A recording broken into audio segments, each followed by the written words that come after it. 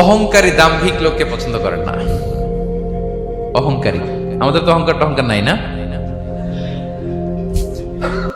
আছে? অহংকার আছে? কিসের অহংকার বলেন?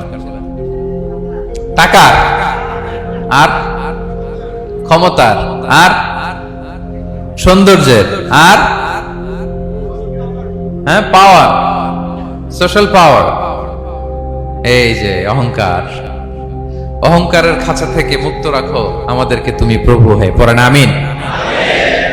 এটা একটা ভয়ঙ্কর খাঁচা। আচ্ছা, অহংকার করার আমাদের আছে কি বলেন তো? কিছুই নেই। আল্লাহ বলে ওয়া খুলিকাল ইনসানু দাঈফা, তোমাদেরকে আমি দুর্বল করে তৈরি করছি। আমরা দুর্বল, শুধু দুর্বল না, দুর্বলের ঘরের দুর্বল। আমার বাপ ছিল দুর্বল, আমার দাদা ছিল দুর্বল, আমরা 14 গোষ্ঠী কি? হাল আতা আলাল ইনসানি হিনুম মিনাদ দাহরি লাম ইয়াকুন শাইআম মাযকুরা। আল্লাহ বলেন একটা সময় ছিল উল্লেখ করার মতো তোমার কিছুই ছিল না। আজকে তো এত লম্বা চওড়া মানুষ, আমরা কিছুই ছিলাম না। আল্লাহ বলেন হাল আতা আলাল ইনসানি হিনুম মিনাদ দাহরি লাম ইয়াকুন শাইআম মাযকুরা। তুমি কিছু ছিলা, একটা সময় কিছুই ছিল না, উল্লেখ করার মতো তুমি কিছুই ছিল না। অস্তিত্বহীনের জগৎ থেকে তোমাকে আমি অস্তিত্ব আনলাম। তোমার বাবার পৃষ্ঠদেশ থেকে তোমার মায়ের গর্ভাশয়ে আমি তোমাকে ফেললাম। সেখানে আমি আল্লাহ তোমাকে একটু একটু করে তিলে তিলে বড় করলাম। 9 মাস 10 মাস পরে মায়ের পেট থেকে দুনিয়াতে তুমি আসলে। দেখেন তো দুনিয়ায় আসার পর আমাদের অবস্থাটা কি? কাপড় নাই, চোপন নাই, এভাবে চলে আসছি।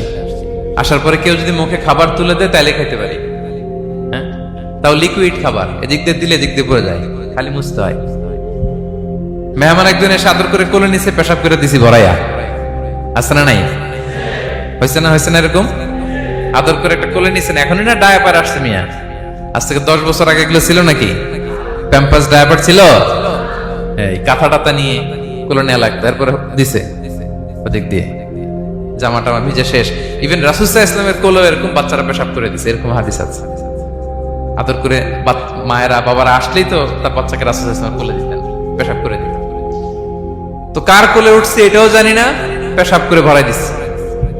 পেশাব পায়খানা করে সয়লাভ। লিকুইড দিলে খেতে পারি, শক্ত কিছু খেতে পারি না। এই তো আমি, এই তো আমার ক্ষমতা। একজন যে বললেন ক্ষমতার অহংকার, এই তো ক্ষমতাটা তো এতটুকু। এরপরে যখন জোয়ান হয়েছে, এখন তো জোয়ান, এখানে একটা ভূমিকম্প হইলে কি অবস্থা হবে বলেন তো জোয়ানদের? হ্যাঁ, কাঁপতে কাঁপতে সব শেষ। একটা ভূমিকম্প, একটা তুফান হলে ওটার বিরুদ্ধে দাঁড়াতে পারি না। একটা তুফান, রাস্তায় টায়ার পাংচার হলে লাফ দিয়ে উঠি। ক্ষমতা আমার নাকি ক্ষমতার অহংকার। কি দুর্বল আমরা, হ্যাঁ? কুকুর আমাদেরকে কামড় দিলে আমরা কুকুরের কামড়ও দিতে পারি না, ঠিক কিনা? মশা যে কামড়া, এটা ধরতে না পারলে কিছু করতে পারি? কামড় মাইরা দিছে দৌড়। বল্লা পোকা এটা যদি কামড় দিয়ে দৌড় দিয়ে কিছু করতে পারেন? তো কিসের ক্ষমতা আপনার?